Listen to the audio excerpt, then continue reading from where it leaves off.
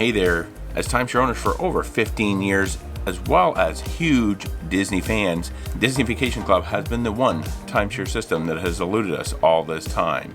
When given the opportunity to use some DVC points, we decided why just stick to one resort, when we could instead do 5 resorts in 5 days. Hello, I'm Jeremy from Destination Timeshare and content contributor to Koala, and in this very special collaborative video with Koala, we're going to see if we can actually do 5 DVC resorts in just 5 days. That's actually less than 24 hours at each resort. Is it possible? Let's find out. After passing through those famous gates at Walt Disney World, we make our way to the first DVC resort, Disney's Old Key West.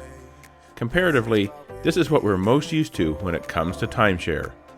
Built specifically as a DVC resort, this property has just what you'd come to expect at a timeshare property. But you also know it is old, because when was the last time you saw one of these?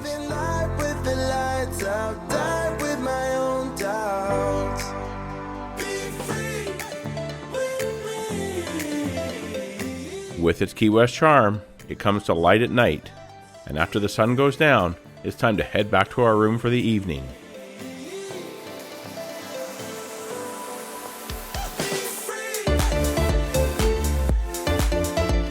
Late the next morning, we head over to the famous Gurgling Suitcase to grab us a couple of drinks.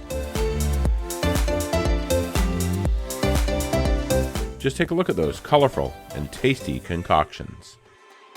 Not looking back, eyes on the freeway, Bonnie and Clyde, a classic cliche. It's now time to head out, but before we do, let's make a stop at Conch Flats General Store to pick up a souvenir. I only wish I had video of it to show you. Making our way towards DVC number 2, after winding our way through Walt Disney World and an unexpected and unplanned visit to Fort Wilderness Campground, we find ourselves at our intended destination. Themed to pay homage to American craftsmanship, you'll also find massive totems and an overall theme for the great outdoors. This is Disney's Wilderness Lodge.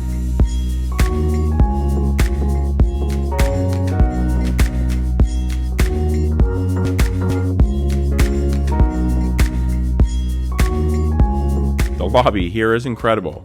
You could spend an entire week just at this resort and not experience everything. We were booked into the DVC property at Copper Creek Villas. This looks comfortable enough for us to rest our heads for the night. The only drawback is that it felt like we had to walk a mile from where we had parked our car. After dropping our bags, we head back out. The first stop is Mercantile to pick up another souvenir. What I missed on video at Old Key West, I got it here. We pick up a pin. We plan to do this at all 5 of our DVC resorts that we head to. Let's now head outside to check out the rest of the resort. Carrying the wilderness outside, Disney outdoes themselves. You feel like you're in the wilderness. They even have their very own geyser. Just like Old Faithful herself, this one goes off every 60 minutes.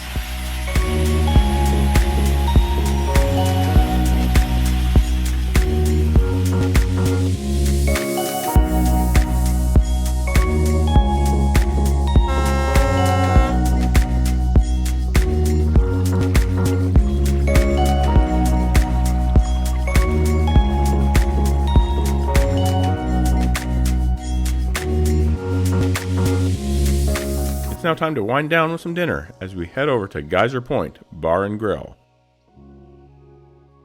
Famous for their bison burger, I order one of those for myself, and Melissia, she just goes with a boring cheeseburger, both served up with waffle fries. As for the bison, it just tastes like beef to me. Pretty tasty though. For dessert, we ordered up the campfire brownie and apple cider sorbet. Let's just say, that brownie was not impressive. After that yummy meal, it's time to head back to the room and recoup for the next day and DVC Resort number 3.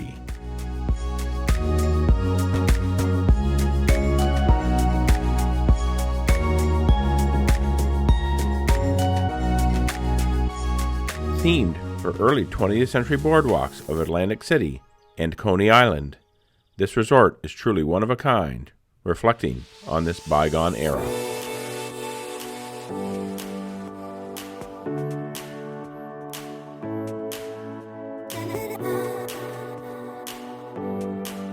Just what is that hanging from the ceiling when you first go through the doors?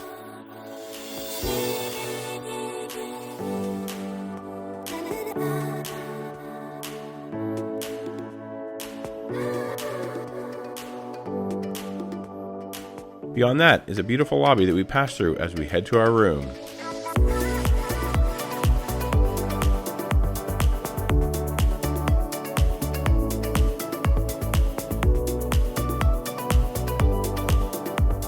Checking out our villa at Boardwalk Villas. I think this will work. We even sprung for a boardwalk view, but as you can see, there's not a lot of action going on out there. Heading out to the boardwalk, we quickly confirm that with much of the resort closed, this place is almost like a ghost town. Good for us though, the pizza window is open because we are hungry. After ordering, they hand you a pager to let you know when to come back and pick up your pizza.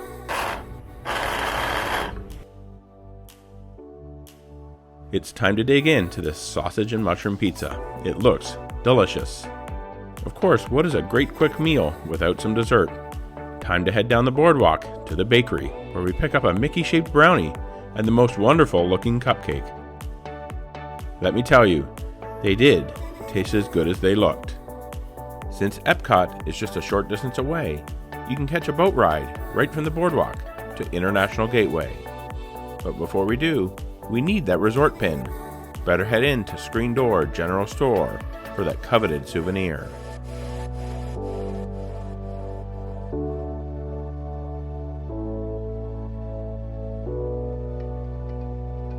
After taking a boat to Epcot and a trip around the World Showcase, we head back to the boardwalk, lit up in all its splendor before retiring for the night.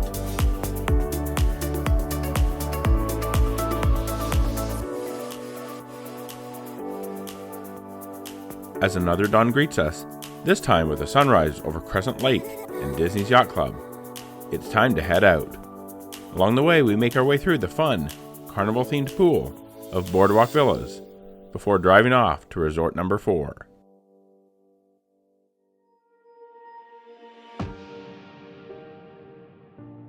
Seeing those signs to Animal Kingdom, you have to know where we're headed. It's Disney's Animal Kingdom Lodge, Jambo House. Another fantastic property with an expansive lobby that makes you feel like you're on an African safari, with sweeping views of the savannah.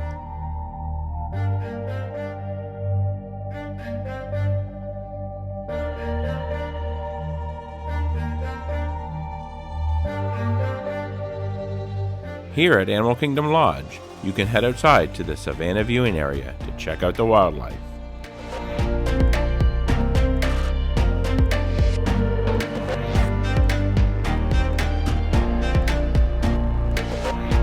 As great as these views are, perhaps it can be better.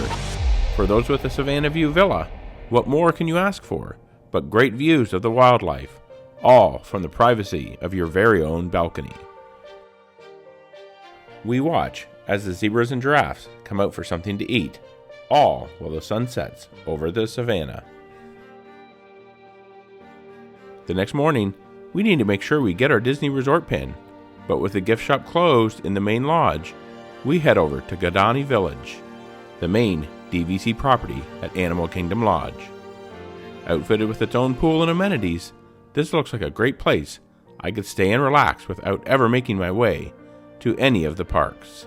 Now let's not forget that pin. Johari Treasures has just what we want. But what is this? It's locked up! We won't let that get in our way from reaching our goal.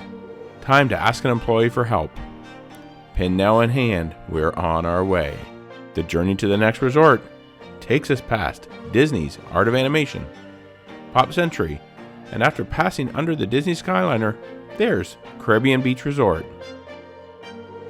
But that isn't our final destination. We're making our way to Riviera Resort, the newest Disney Vacation Club property in the collection. Being the newest, is this also the best? We shall see. We booked one of the famous Tower Studios at Riviera. No, not that tower. Without a bed and a really small room, will this meet our needs? Good thing for us though, it has a Murphy bed, much better than a pull-out sofa. and the bathroom here is far better than any of the 4 DVC properties that we visited previously. I think we can make this work. One of the best things about Riviera is that it is on the Disney Skyliner line. Thank you, and we hope you enjoyed the most magical flight on Earth. Our choice this time is Hollywood Studios, and once there, we take a ride on the railroad.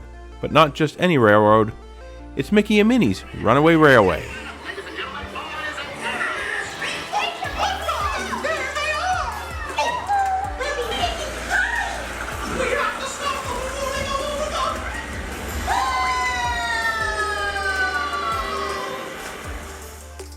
As the sun sets over the Skyliner, we know it isn't long before a new day greets us. But first, we need to check out the Riviera at night.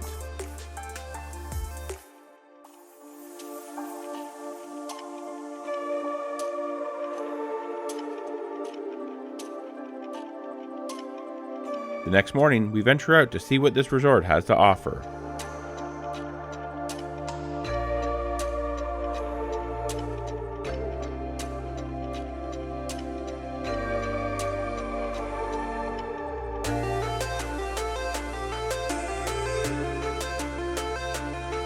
After having a look around the resort grounds and the 2 large pools, we head up to Le Petit Cafe for a couple of beverages.